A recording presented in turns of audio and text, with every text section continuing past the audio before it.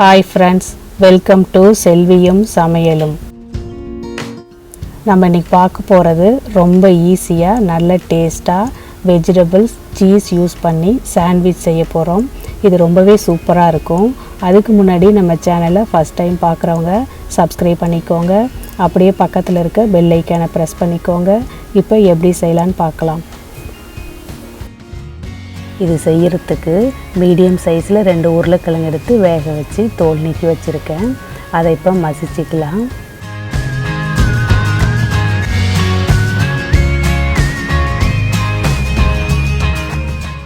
பாருங்கள், இப்போ நல்லா மசிச்சிட்டேன். இப்போ இந்த மிக்சிங் பவுலில் சேர்த்துக்கிறேன்.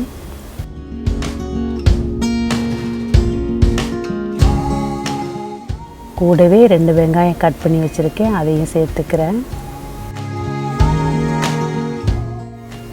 ஒரு தக்காளி, 2 பச்சை மிளகாய், கொஞ்சமாக கொத்தமல்லி இலை, 3/4 டீஸ்பூன் உப்பு, 1/2 டீஸ்பூன் சாட் மசாலா இருந்தால் சேர்த்துக்கோங்க. அப்படி இல்லாட்டி நம்ம கரம் மசாலா கூட சேர்த்துக்கலாம். 1/2 டீஸ்பூன் பெப்பர் பவுடர், கொஞ்சமாக சில்லி ஃப்ளேக்ஸ் சேர்த்துக்கிறேன். இப்போ நல்லா மிக்ஸ் பண்ணிக்கலாம்.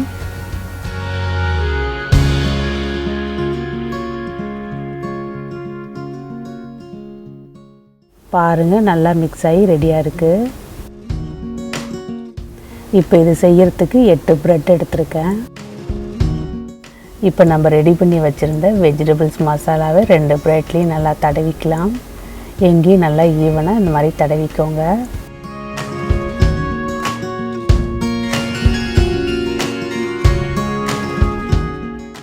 இப்போ ஒரு பிரெட்டில் ஒரு பீஸ் சீஸ் வச்சிடுறேன்.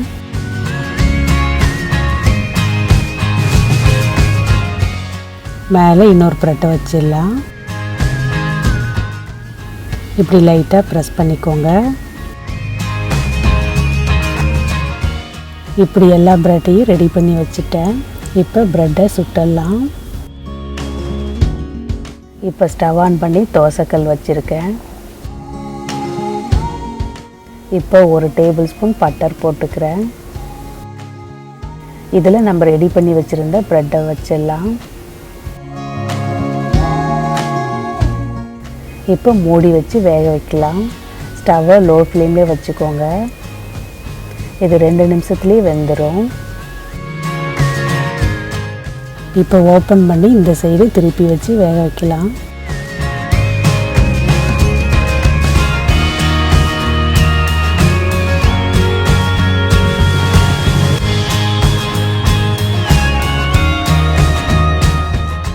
இப்போ ஓப்பன் பண்ணி பார்க்கலாம். பாருங்கள், இந்த சைடும் நல்லா ப்ரௌன் ஆயிடுச்சு. இப்போ இதை எடுத்துடுறேன்.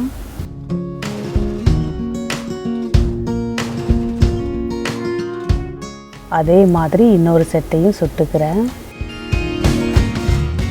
இப்போ இதையும் எடுத்துடுறேன். பாருங்கள், சூப்பராக இருக்குது. இப்போ எல்லா ப்ரெட்டையும் சுட்டு ஆஃபாக கட் பண்ணி வச்சுருக்கேன். இப்போ இந்த சாண்ட்விச் பிளேட்டில் வச்சு சர்வ் பண்ணிடலாம்.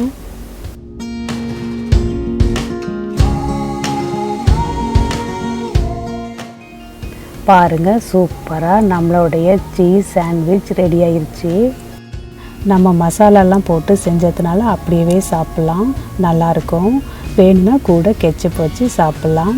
நீங்களும் ட்ரை பண்ணி பார்த்துட்டு எப்படி இருக்குன்னு சொல்லுங்கள். இந்த வீடியோ உங்களுக்கு பிடிச்சிருந்துன்னா லைக் பண்ணுங்கள், ஷேர் பண்ணுங்கள். நம்ம சேனலை மறக்காமல் சப்ஸ்கிரைப் பண்ணிக்கோங்க. அப்படியே பக்கத்தில் இருக்க பெல் ஐக்கானை ப்ரெஸ் பண்ணிக்கோங்க. தேங்க்யூ.